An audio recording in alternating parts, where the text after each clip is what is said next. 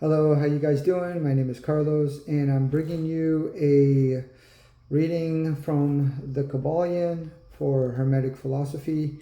I don't know if anyone's still into our Hermetic philosophy or just philosophy in general or esoteric knowledge, but I am very much into it. I'm into a lot of things, so I wanted to start reading you from the Kybalion, and hopefully I could pass some wisdom on to viewers, to people in general, you know, everyday life, laws of nature.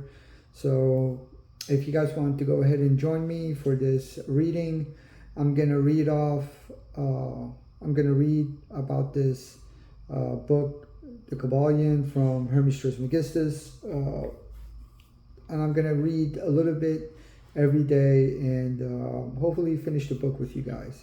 So if you want to sit back and listen, join me while I take you on this little adventure of some esoteric knowledge. So here it is. We'll start with I've already been through this book so many times, so I'm gonna start again with it from the beginning, and we'll start with the introduction about what the Kybalion is about and Hermetic philosophy in general. So I'll start with reading a little bit from it. Hopefully you guys don't get bored by me reading this, and see what's up. I know you guys have a very limited attention span, but it's nice to actually want to learn something that's very useful in life. So hopefully I can capture some good like-minded people as well. So forgive me if I mess up a little bit on the vocabulary. Some of these words are pretty tough, so just bear with me and I'll take you on a little journey. So here we go. We'll start with the introduction to the centenary edition. The centenary edition. Here we go. Okay. Here we go. Let me get a little bit of light over here. All right. Okay. This is so bright. All right, let's see. All right. It says, people grazing in metaphysical bookshops may have wondered about the mysterious volume called the Kybalion, written by the three initiates and first issued by the Yogi Publication Society of Chicago in 1908. The best known edition is a plain volume bound in blue cloth and stamped with gold, in a format like those of other books from the same publisher, including various works on yoga by one Swami Ramachakra. The Kybalion claims to be the brief introduction to a metaphysical, mystical tradition that has arrived from antiquity. The core of the work is a series of aphorisms which the authors contend go back to the early days and were passed on from teacher to student. The exact signification and meaning of the terms having been lost for several centuries. The word Kybalion, taken at face value, looks vaguely Greek, but it has no meaning in that language. The closest word to it in standard Greek lexicon, curiously, is kybia, meaning dice game. It is also tempting to connect this word with the Jewish mystical tradition known as the Kabbalah, especially given that early modern occult texts, such as the 17th century English translation of Cornelius Agrippa's 3 books of occult philosophy, sometimes use a Hebrew word for Kabbalists. So, Mekabbalism, right, or Mekabbalim, but the Kabbalah is never mentioned in the Kybalion.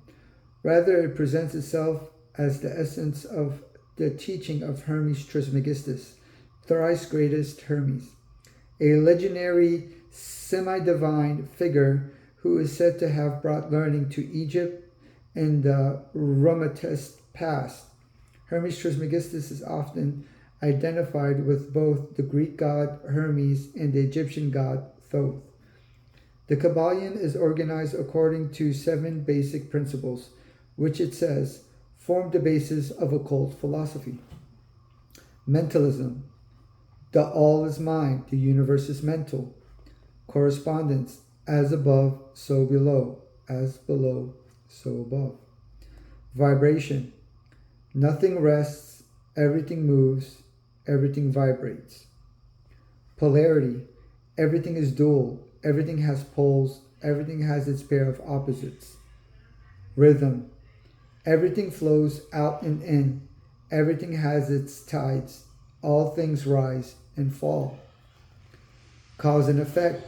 Every cause has its effect, every effect has its cause. Everything happens according to law. Gender. Gender is in everything. Everything has its masculine and feminine principles. Gender manifests on all planes.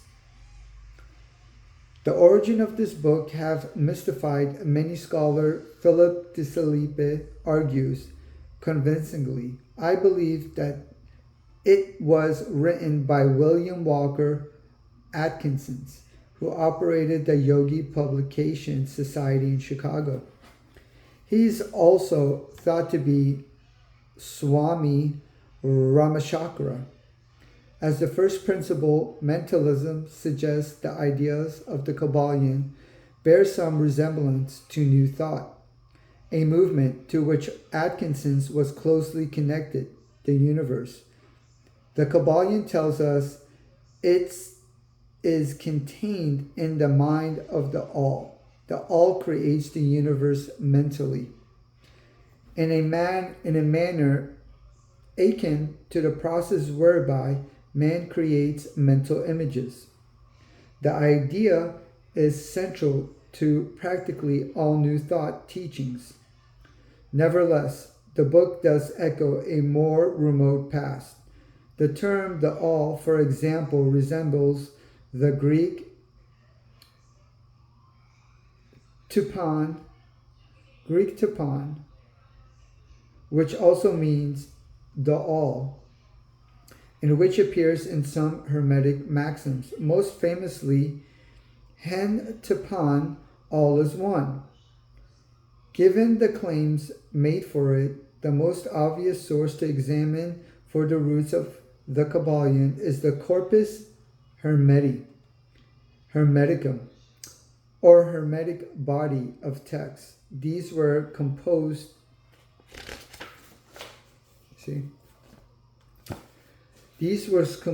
probably in the early centuries CE, and purport to expound the wisdom of Egypt, has narrated in a series of discourses and dialogues, including Hermes and his son Tot, a version of Thoth or Tut. And indeed, there are intriguing resemblances between these works and the kybalion. The first text in the Corpus Hermeticum, the Poimandres, I can't see that. The Poimandres, probably a Greek adaptation of the Egyptian. It says Pime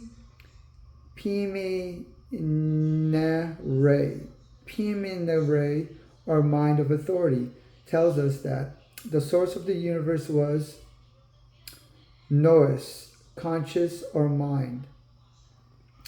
Much as the kybalion asserts the principle of mentalism.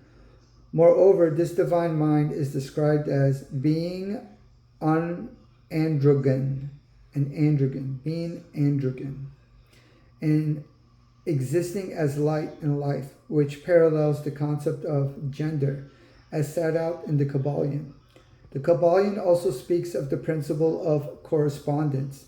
This idea appears in author ancient Hermetic texts, the extremely brief and elliptical Emerald Tablet, which says in Latin, quod est superius este serat, quod este inferius, et quod este inferius, este secat, quod este superius, and en puntronada miracola reunius, which is in Latin. Sorry, I can't speak Latin. What is above is like what is below, and what is below is like what is above, to enact the wonders of the one thing. The Emerald Tablet is said to have originally been written in Syriac, which is probably Syrian, a Semitic language spoken in the Eastern Mediterranean world in antiquity, but it survives only in somewhat dissimilar translations in Latin and Arabic. Whether there really was a collection of aphorisms known as the kybalion and passed down from master to pupil from the days of antiquity is hard to say. There are, to my knowledge, no copies of it or any references to it that predate the 1908 edition. But does not mean there were none, and there are claims of similarity, hidden texts and other traditions. The Russian esotericists Boris Moryuravov claimed that esoteric Christianity has an unpublished set of aphorisms called the Golden Book, some of which he quotes in the 3 volumes work Gnosis, Study and Commentaries on the Esoteric Tradition of Eastern Orthodoxy. Although these do not resemble the maxims of the Kybalion to any degree. As for the author William Walker Atkinson, which lived from 1862 to 1932, was born in Baltimore, Maryland. After an abortive career as a lawyer, he moved to Chicago with his family in 1900s and lived there for most of the rest of his life. He began writing books and articles in the vein of New Thought, a movement that stresses the power of the mind in creating reality. His first book, Thought Force, was published in 1901. Most of Atkinson's books were published pseudonymously in 1903. He began writing under the name Yogi Ramachakra in 1908. The Kybalion appeared ascribed to 3 initiates. The publisher was Atkinson's own Chicago-based Yogi Publication Society. The identity of these 3 initiates has long been a puzzle. Many candidates have been named, notably the occultist Paul Foster Case, founder of the society known as Builder of the Adytum.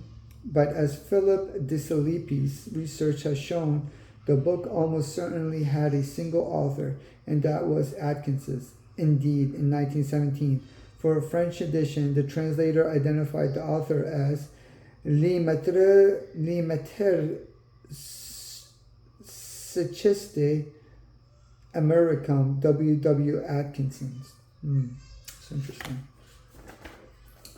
This is all the introduction. The Kybalion quotes a number of sources from Atkinson's Times, Thompson J. Hudson's 1893 work, The Law of Psychic Phenomena, Rama Prasada's 1890 title, The Science of Breath and Philosophy of the Tattvas, as well as philosophers William James and Herbert Spencer. But its chief source probably lay elsewhere. In a 2009 blog posting, tarot scholar Mary K. Greer suggests a plausible source, the Kybalion in 1885. Anna Kingsford, an Englishwoman who founded an organization called the Hermetic Society, published a book titled The Virgin of the World of Hermes. Is called Mercurius Trismegistus, which contained an adaptation of the Hermetic text. As Greer points out, this book, especially its introduction written by Kingsford associate Edward Maitland, offers parallels for the Kybalion 7 principles. Here they are again. All right. And we're still in the introduction.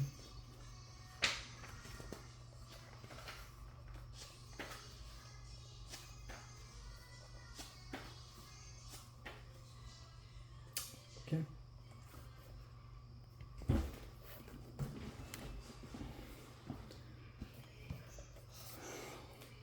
Well, this is a little bit of the Kybalion and the introduction of the Kybalion. There's a little bit more of an introduction. I don't want to bore you guys.